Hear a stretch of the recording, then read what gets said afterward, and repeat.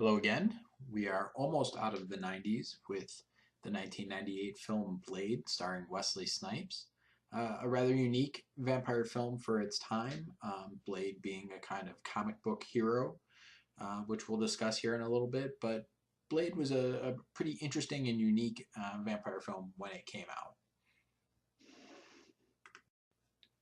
Some of you may or may not recognize Wesley Snipes as an actor. So Wesley Snipes went on to do a couple of Blade sequels, Blade 2 and Blade Trinity. There was a Blade series that did not star Wesley Snipes. And some of Wesley Snipes' more famous films include White Men Can't Jump. That was kind of his breakout film. And then Passenger 57, if you've seen that, a really kind of frustrating action movie that somehow I managed to see in the theaters twice. Don't ask me why. And then To Wong Fu, Thanks for Everything, Julie Newmar, which was another film that starred Patrick Swayze, Wesley Snipes, and John Leguizamo, primarily in drag for most of the movie. And if you want to see what Wesley Snipes looks like in drag, there you go. Sandwiched between Patrick Swayze and John Leguizamo. Another interesting film and kind of out of character for Wesley Snipes. So that's worth watching if you want to get a kind of unique Wesley Snipes experience. Later in his career, Wesley Snipes kind of didn't do so well. He made a series of straight-to-video movies. I know this because I worked at Blockbuster when many of these movies came out, and they were literally straight to video. They never appeared in theaters. They are all relatively awful movies. The Art of War, Wesley Snipes was in the original Art of War. The Art of War 2 was a straight to video sequel. But there were a whole series of these really awful straight to video movies. He was doing them around the same time that Steven Seagal was also making a bunch of straight to video movies, as was Jean-Claude Van Damme. So there were a whole trilogy of these three individuals making really awful, awful movies that no one has ever seen. Later on, Wesley Snipes would go to jail for tax evasion. There are many, many stories of celebrities who didn't pay their taxes, and Wesley Snipes is certainly one of them. So he was convicted in 2008 and ended up going to jail in 2010 and was only recently released from prison. And if you go to his Internet Movie Database page, you can see that he has begun to try to make movies again, hopefully, to reinvigorate his career and probably pay off some significant debt that he probably still owes to the IRS. So one unique aspect of this film, we've talked about the ways in which vampires come into the world, whether they're bit or they're transformed or some other way in which vampires become vampires. And in this film, we have an actual literal vampire birth. So the character of Blade is born as a vampire from his human mother who has been bit. So that's a real change for us. Some of our authors have talked about whether or not we see vampires' origins or vampires just kind of appear on the scene as vampires. But in this particular case, we actually see someone give birth to a vampire, which is unique within our constellation of movies that we've watched. There is a kind of new Van Helsing in this movie. So Dr. Karen Jensing, who's a hematologist, is the new Van Helsing of this film. And she's the scientist. She's trying to figure out how vampires work, how to cure them. What's unique about Jensen in this film, she's also a victim. So she's not, we haven't seen many of our vampire hunters become vampire victims as well.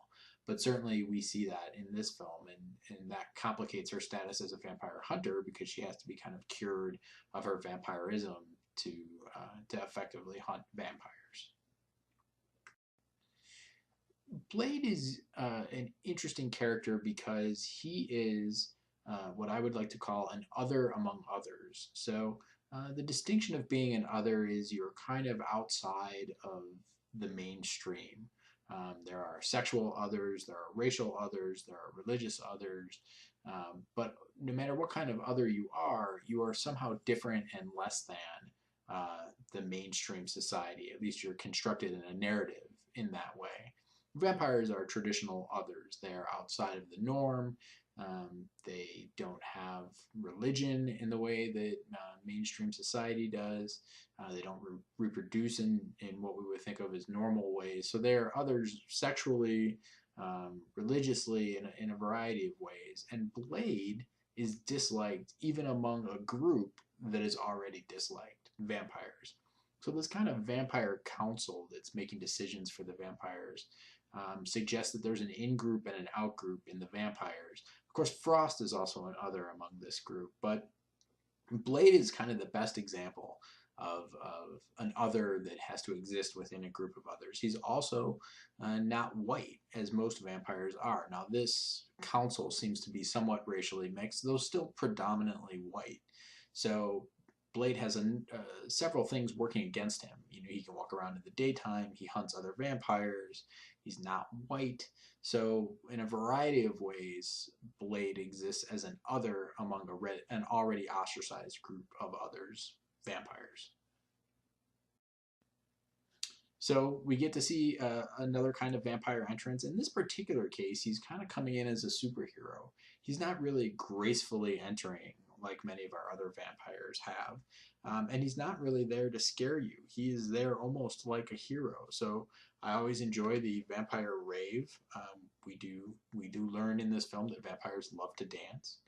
And of course, the blood shower from the water sprinklers is always quite disturbing. And this is all part of our initiation into a larger vampire society than I think we've seen in any of our other films. I mean, the presumption in this opening scene is that everyone there is a vampire except for that one kind of victim that's being tossed around. So Blade fits among the films that we've watched where vampirism is something that can be treated. It is a disease. So we see Blade undergo a kind of treatment that keeps his vampirism at bay. And you can see it's a very violent treatment. He doesn't seem to enjoy it very much, and it seems to kind of hurt him a bit. He has to take this sort of serum that he kind of purchases in this backdoor deal where he's giving away the jewelry that he's taken off of presumably vampires that he's killed, that he exchanges for this serum. But even the process of working with the serum seems pretty traumatic for Blade, and he even mentions that he's building up a tolerance to the serum. If you remember Dr. Jensen's conversation with Frost while she's being held captive, she refers to being a vampire as a sexually transmitted disease, which is one of the more overt references to that we see in any of our vampire films. We've talked about how other films have served as kind of AIDS allegories. This in particular, while she doesn't use the word AIDS, she is talking about a variety of sexually transmitted diseases and connecting those to being a vampire. Of course, Frost is not born a vampire, he is made a vampire, and that distinction puts him on the outside of that main council where they refer to some of them as pure vampires, and Frost is kind of this hybrid vampire. You may have also noticed this conversation when they're getting ready to launch an attack on the vampires, where Blade says, "Forget what you have seen in the movies." He's talking about what hurts vampires and what doesn't.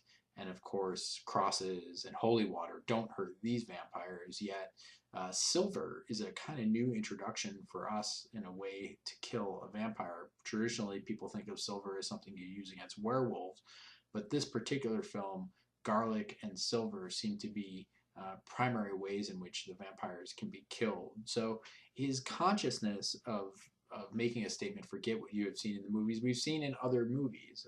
We saw that in From Dusk Till Dawn.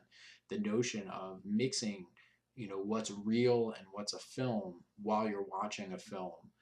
Very postmodern, very self-referential. So these vampires have similar vulnerabilities, some of which we just mentioned, but they don't like sunlight. And you get to see Dragon Eddie get destroyed by what is a pretty beautiful sunrise. This is the first time, though, we've seen other vampires just kind of hang out near the person being destroyed by the sunlight and surviving, presumably by wearing biker helmets. So that's something that that we have not seen yet. The notion that that ultraviolet light could be as bad as sunlight is a new notion for us, and it really demonstrates this film's connection to technology. The other films that we've watched so far have not been as heavily invested in technology as this film, and we'll talk about that here in a second. But UV light, this kind of artificial sunlight, as a tool against vampires, is very much a technological adaptation to what we traditionally think of as a way to hurt vampires.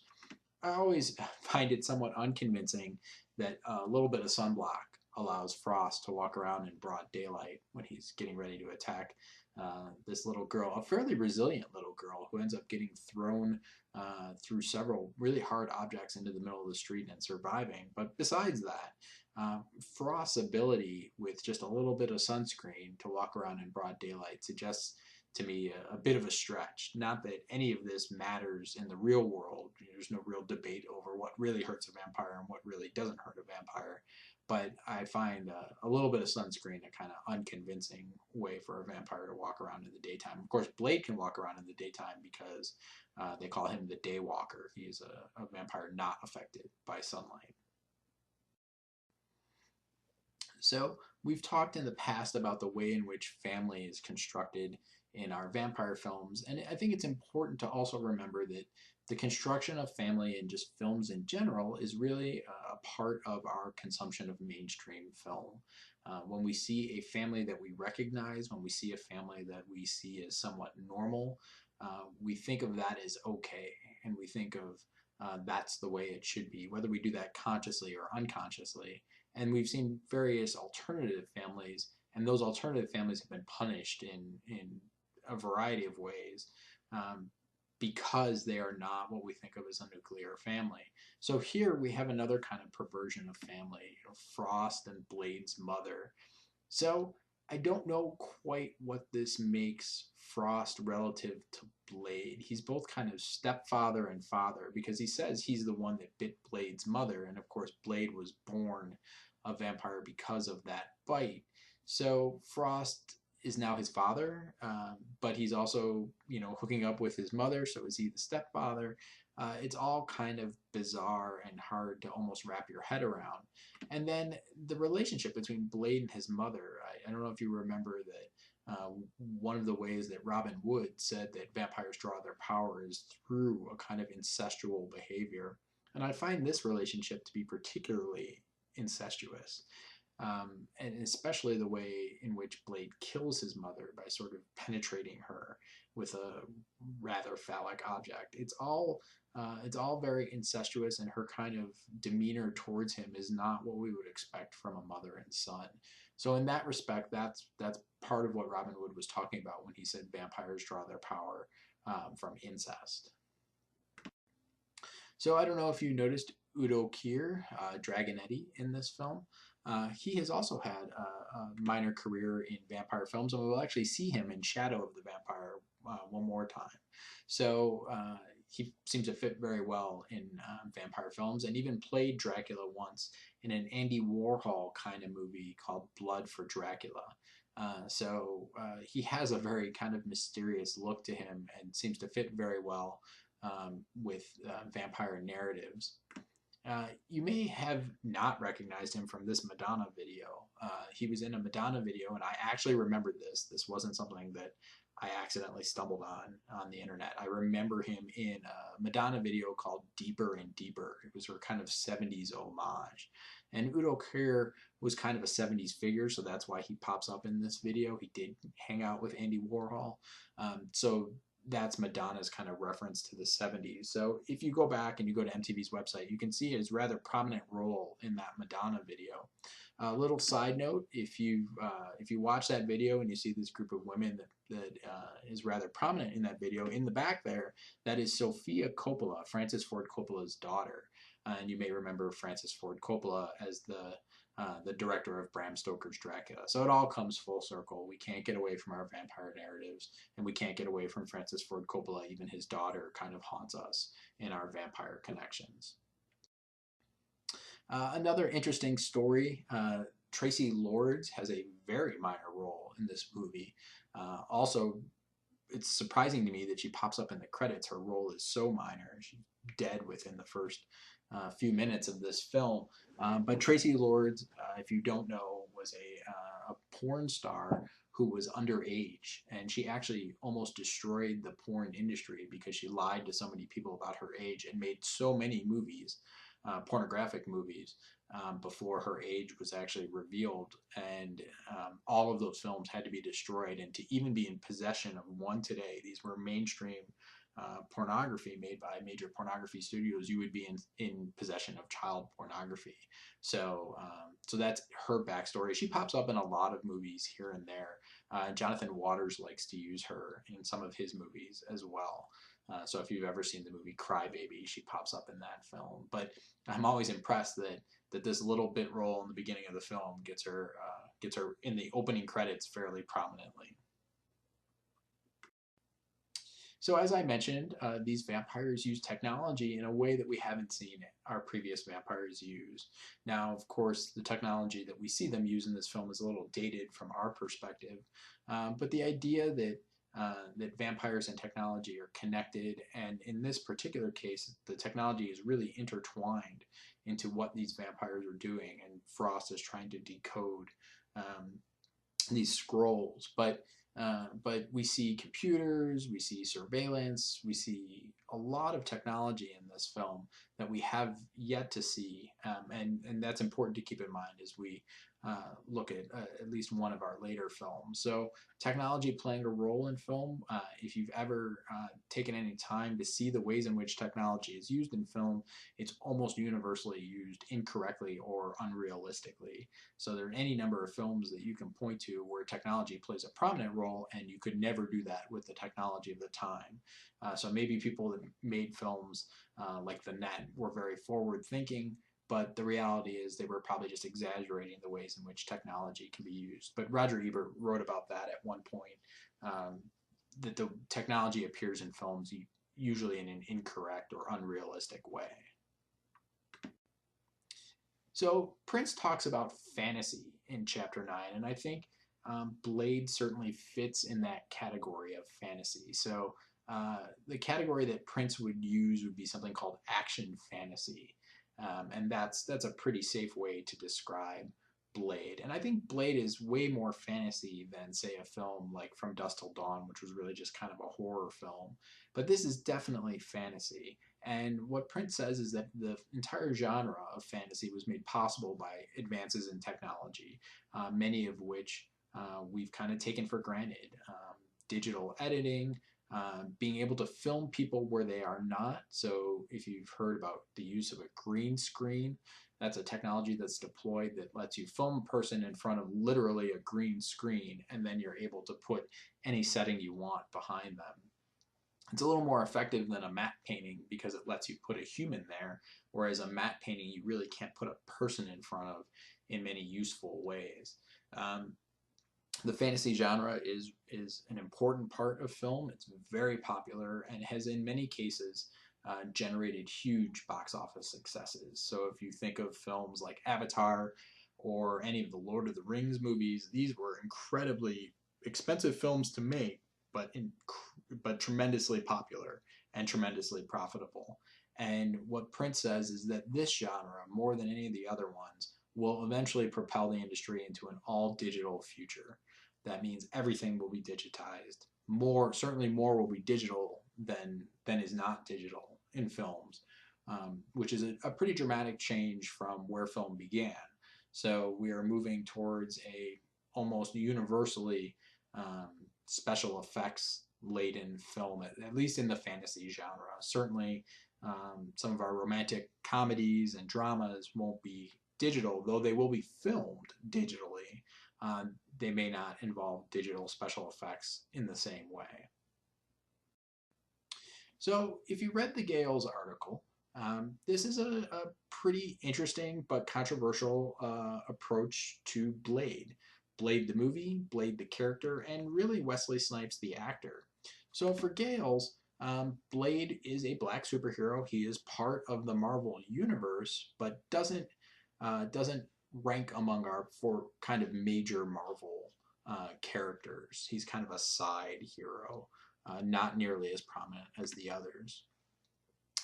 Gale says that that Blade as a superhero, as a powerful black man that's running around killing vampires, that is inherently threatening to dominant white society, and that this character has to be put in his place if white society is to accept a narrative like this.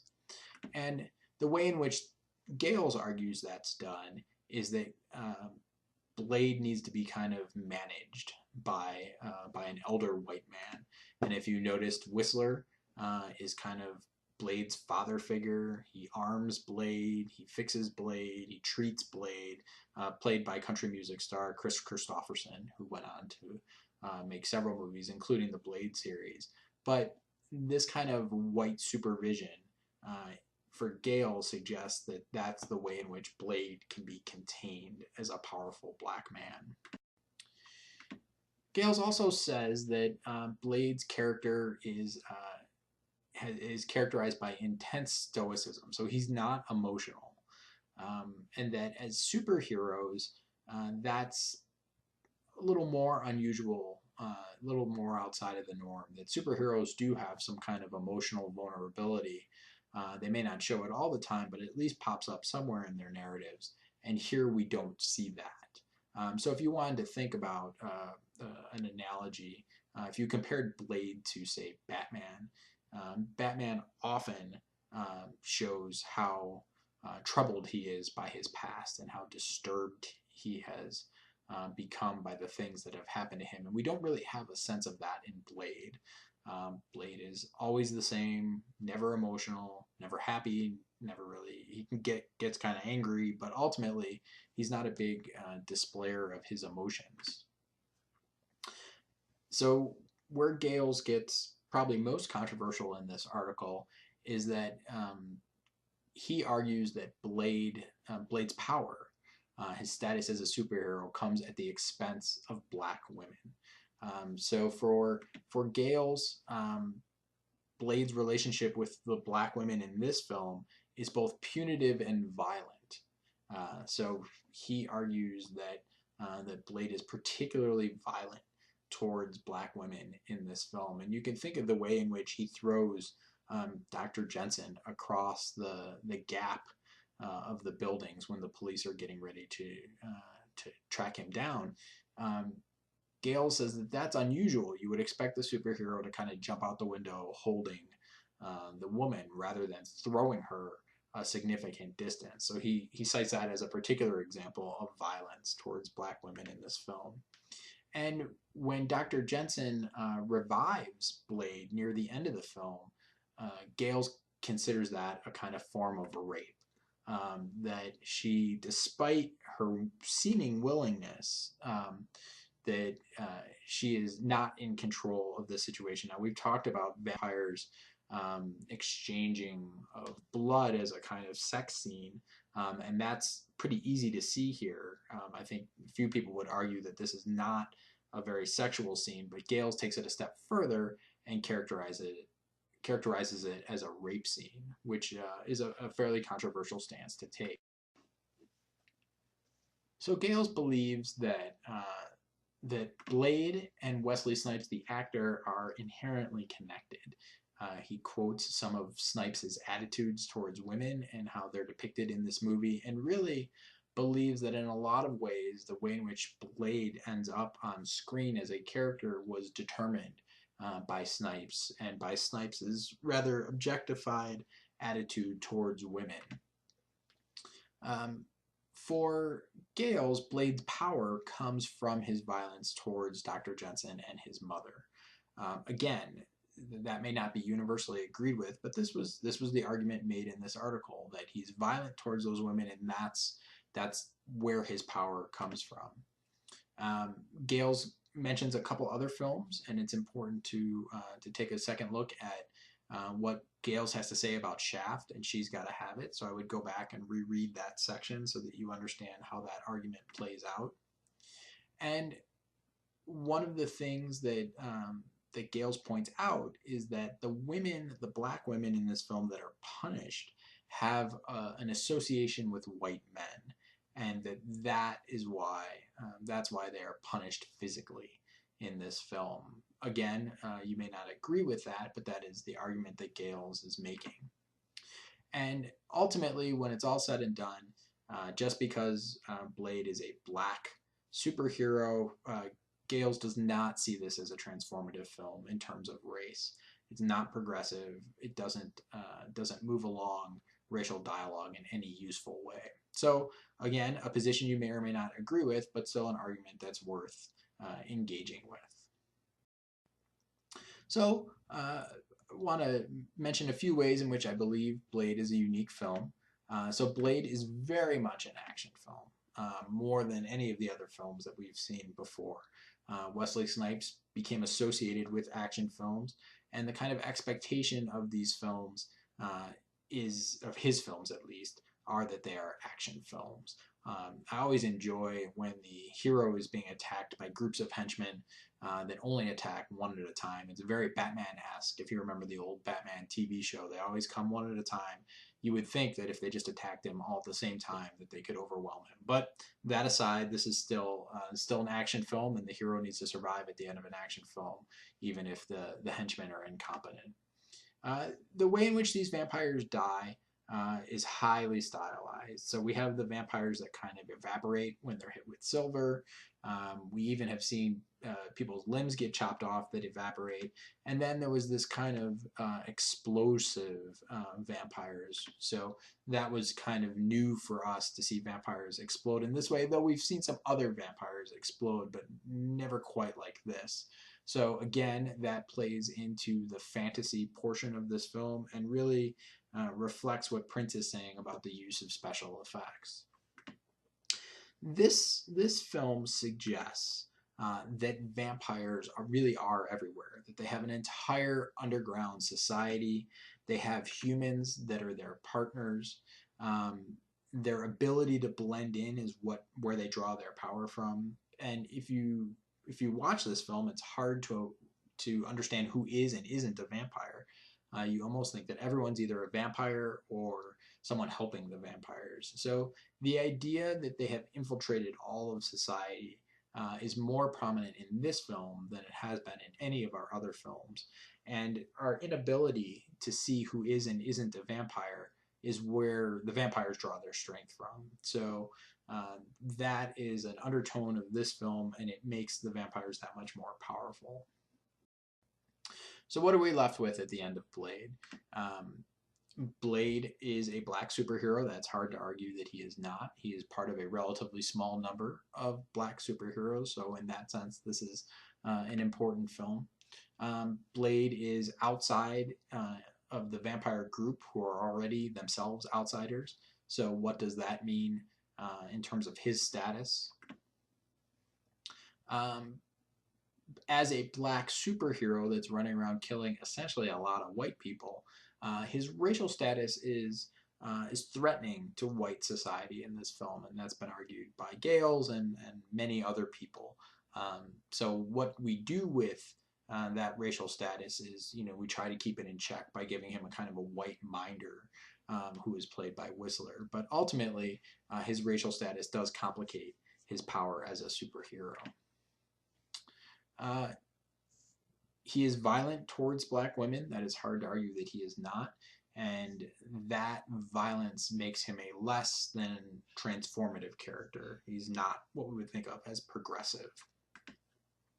And then finally, this is a great example of how digital filmmaking has helped the fantasy genre in general and vampire films specifically. So now we're in a high level of digital filmmaking, editing, green screen, special effects. We're well into that portion of film history.